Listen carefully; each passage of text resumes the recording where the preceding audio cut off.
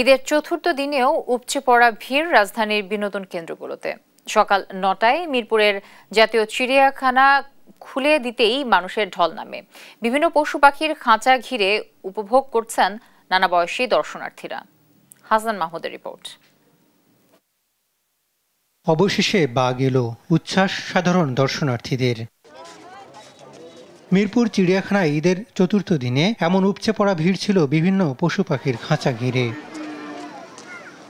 রাজধানীর আশপাশের এলাকাগুলো থেকে এসেছেন দর্শনার্থীরা। অন্য সময় রাস্তায় যানজট, ছুটি না থাকা সহ নানা কারণে চিড়িয়াখানায় আসা না হলেও ঈদের ছুটিকে সুযোগ হিসেবে নিচ্ছেন অনেকেই।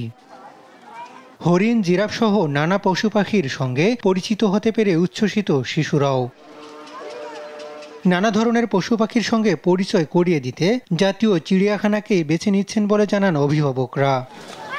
রাজধানীর অন্য বিনোদন কেন্দ্রগুলোতেও ছিল মানুষের আনাগোনা। ধানমন্ডির রবীন্দ্র সরোবরে খুনসুটি দেখা যায় অনেকের।